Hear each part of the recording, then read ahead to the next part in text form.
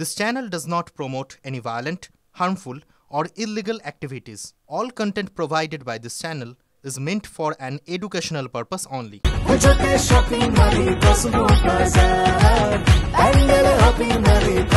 Cosmo বাজার পুজোর shopping two pandal hopping, সঙ্গে রয়েছে দারুণ আকর্ষণীয় উপহার। বিজেপিকে ভোট দিতে বললেন তৃণমূলের উদয়ন গুহ। ভোটে জিতলেও দিনহাটা শহরের মানুষ গত নির্বাচনে তাকে ভোট দেয়নি বলে আক্ষেপ উত্তরবঙ্গ উন্নয়ন মন্ত্রী। এরপরেই তার মন্তব্য, সবসময় মানুষের পাশে থাকার মতো কোনো বিজেপি প্রার্থী থাকলে তাঁকেই ভোট দেবেন।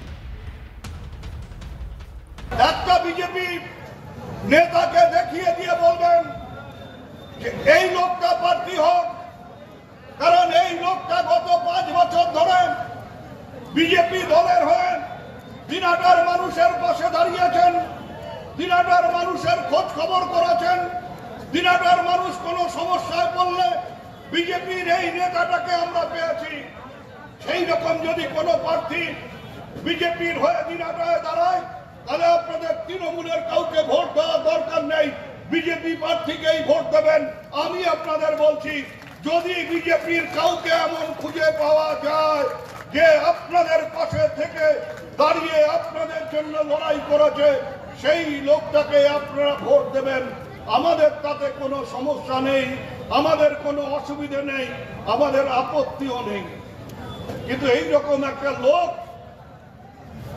দিনহাটার কোথাও খুঁজে পাবেন কিনা সেটা বিচার করার দায়িত্ব হচ্ছে আপনাদের। উদয়ন গুহকে সুযোগ সন্ধানী বলল বিজেপি। বাম জামানায় উদয়ন গুহ মধু খেয়েছেন, তৃণমূল জামানায় দল পাল্টে মন্ত্রী হয়েছেন। এবার উদয়নবাবু বুঝতে পেরেছেন তৃণমূল আর থাকবে না, তাই এমন বলছেন। কটাক্ষ করলেন বিজেপির কোচবিহার জেলার সহ সভাপতি বিরাজ বসু। উনি বামফ্রন্ট আমলে সেখানে মধু খেয়েছেন। যখন তৃণমূল কংগ্রেস ক্ষমতায়, উনি তৃণমূল কংগ্রেসে এসে তৃণমূল কংগ্রেসের মন্ত্রী হয়ে মধু খাচ্ছেন। উনি বুঝে গেছেন তৃণমূল কংগ্রেস আর পশ্চিমবঙ্গের ক্ষমতায় থাকতে পারছে না।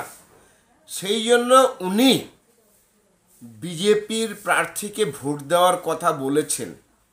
ওনার রাজনীতি করার বয়স, উনি চিন্তা করেছেন আরও কিছুদিন আছে।